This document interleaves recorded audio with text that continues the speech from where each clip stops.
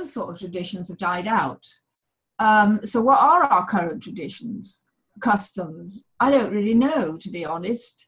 But I can say that things have changed. For example, it used to be customary for people to rent their homes. Now everybody wants to buy their own home.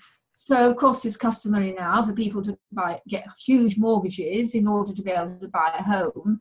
And then when the income doesn't match the payments on the mortgage, people become unstuck and they can't repay their mortgage things.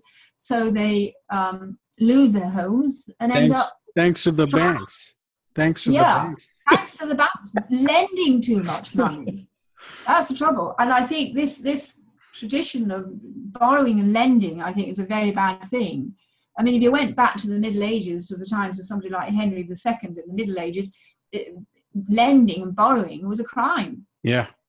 But nowadays it's normal.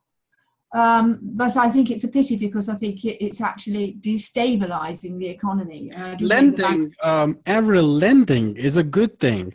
For example, if you're in need of $50 or £50, and if I give you £50, and when you return me £50, that's a good thing.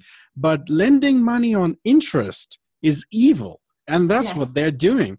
And that's what they're doing. That's completely forbidden in every religion, in Jewish, in Christianity, in Islam. Man, you know, if you look at the New Testament in the Bible, the Jesus, when he was, crossing in the Jerusalem, and he saw some Jewish young merchants, they were lending money on interest. He literally, throw the table on them. That, what are you doing? I mean, you're making slave of people, and God doesn't want people to be slaved. Actually, it might help people on the short term, but in the long term, it actually makes their lives worse. That's what they can't pay back, and then they run into difficulty. And then one of the difficulties now is that we've lost a lot of our council houses, which were built in order that more people could rent a home at affordable rates. But those council houses have been bought up by people who have been given the right to buy. So that when people lose their homes, they have to go on a waiting list to try and get a place to rent from the council. Those places aren't available. In the meanwhile, where are they going to live? A lot end up on the street. So that's where you get people in the cities sleeping in the streets because they've got nowhere to go. And a lot of it is because they haven't been able to pay their mortgages and they've lost their homes. So I think that